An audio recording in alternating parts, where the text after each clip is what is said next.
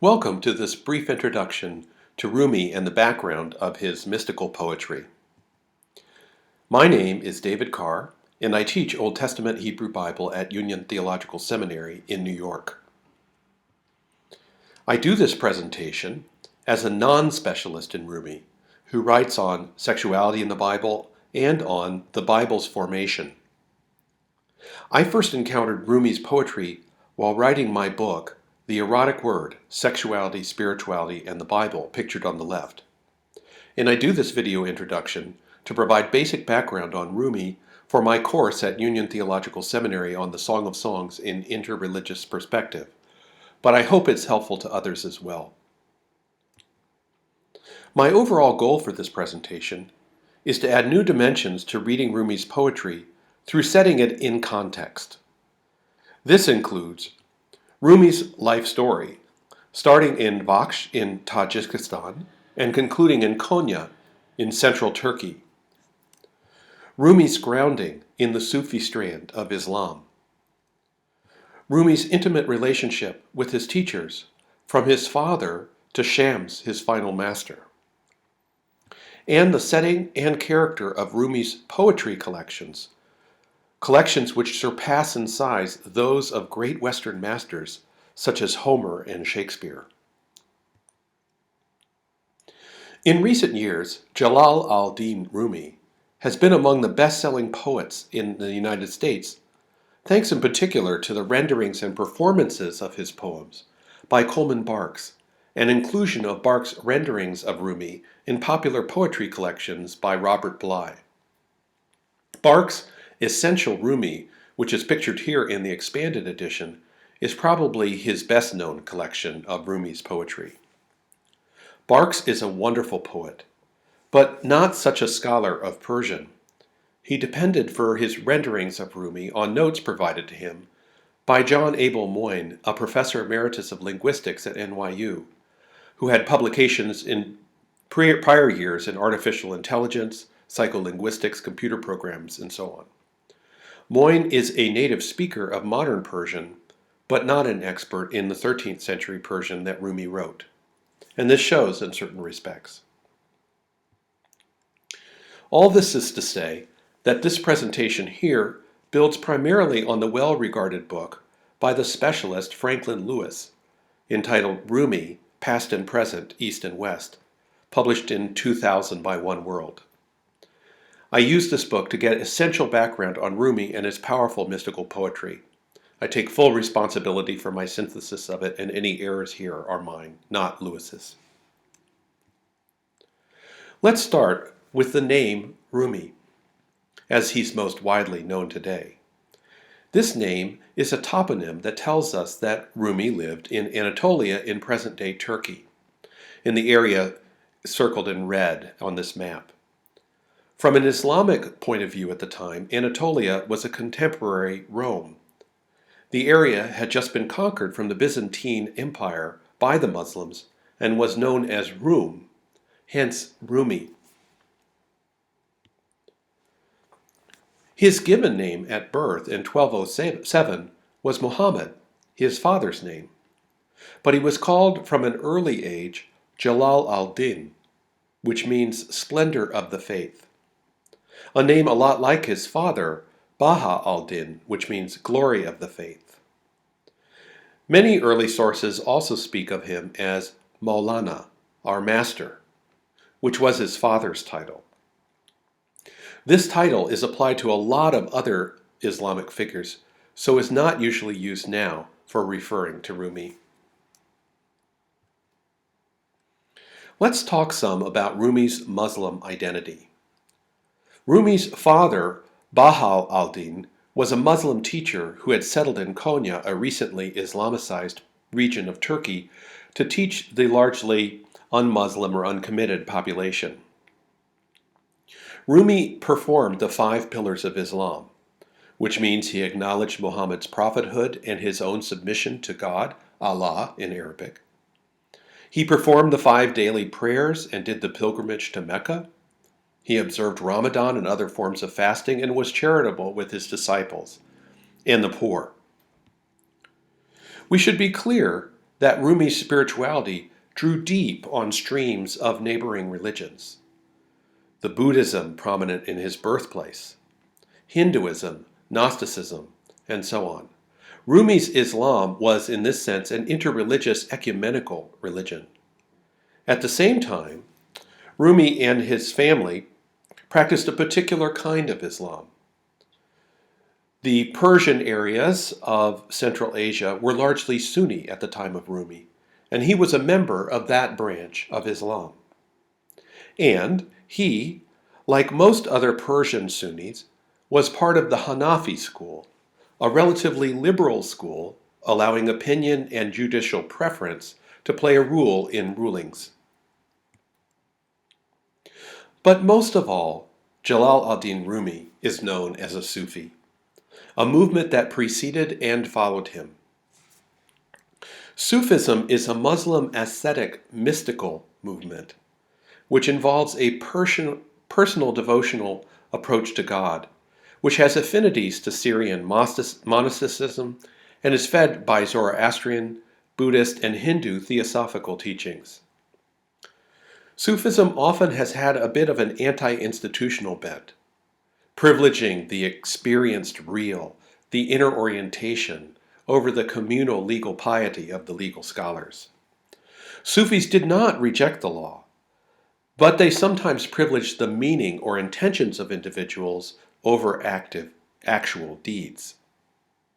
Sufism could also occasionally be transgressional. Some Sufis even openly defied the law in an attempt to avoid the pitfalls of a reputation for piety.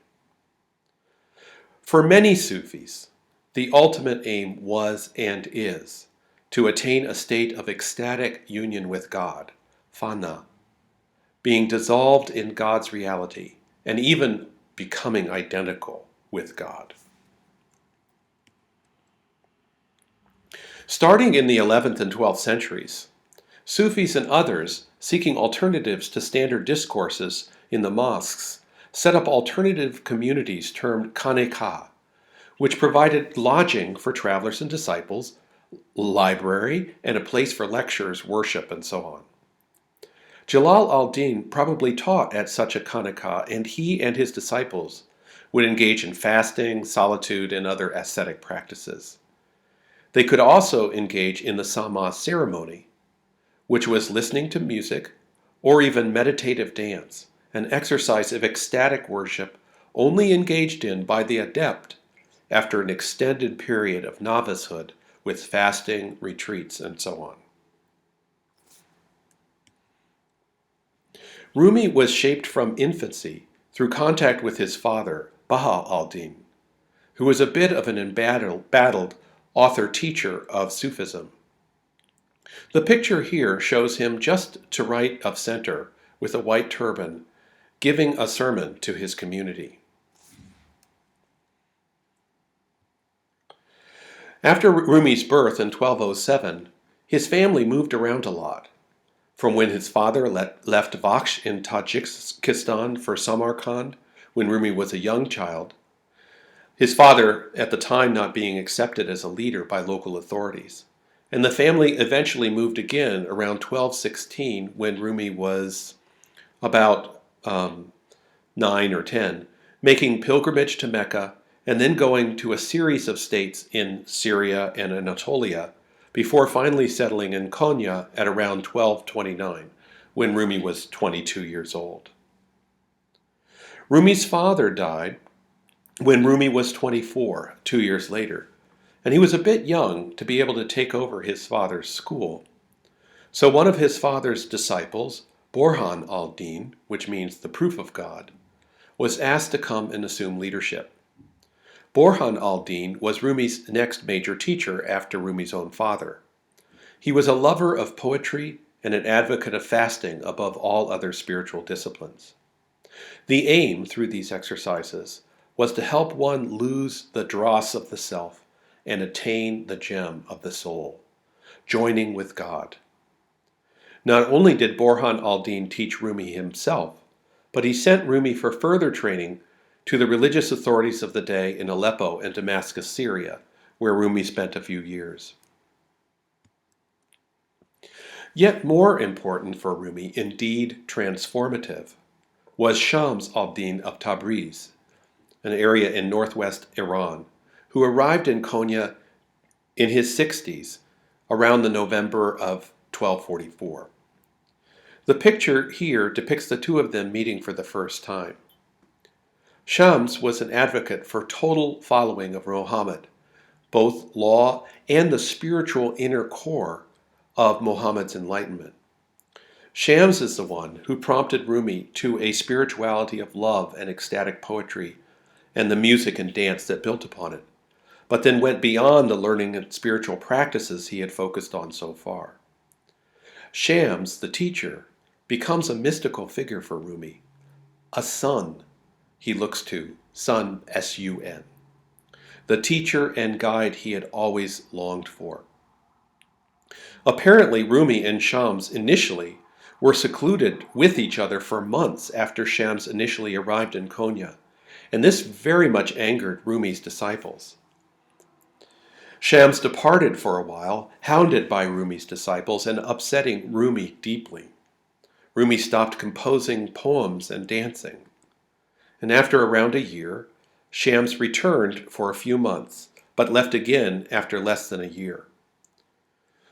Rumi sought him fruitlessly for a while, went through a spiritual crisis, and eventually came to a new resolution, discovering Shams within himself, and sometimes writing poems from the persona of his beloved teacher. An example of Shams' teaching that resembles what we see in Rumi. It is a saying opposing the intricate metaphysical speculations of the leading Muslim philosophers of the day.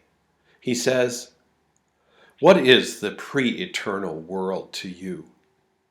Figure out your own pre-eternalness. Spend what life is given to you in investigation of your own state.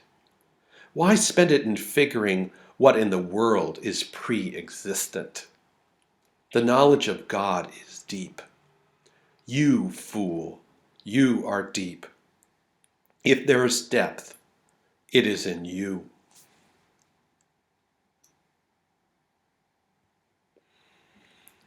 Much of Jalal al-Din's poetry speaks of his deep attachment to Shams and missing him in his absence.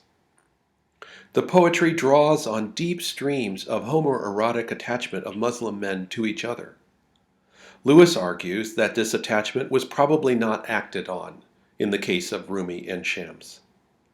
They both were aged ascetics at the time of their meeting, when Rumi was in his 40s and Shams in his 60s. Both followed the heteronormative example of Muhammad, and both adhered to Islamic law, which forbade same-sex intercourse. And finally, both were opposed to the worship of God through human beauty. Nevertheless, Rumi writes and lives in a cultural world that was deeply influenced by ancient Greek ideals of love, a love sometimes physically actualized between powerful men, often married men, and prepubescent males who were under them. And this cultural background helps explain the deep chords of homoerotic love and longing that weaves through Rumi's poetry, particularly around Shams, Rumi's teacher.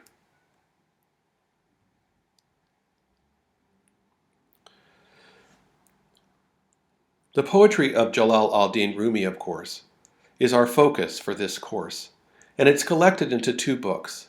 The Masnavi, pictured here, which is a single narrative poem on Rumi's Islamic theosophy, and the Divan-e-Shams, which means the collection of Shams, a huge collection of Rumi's shorter lyrical poems.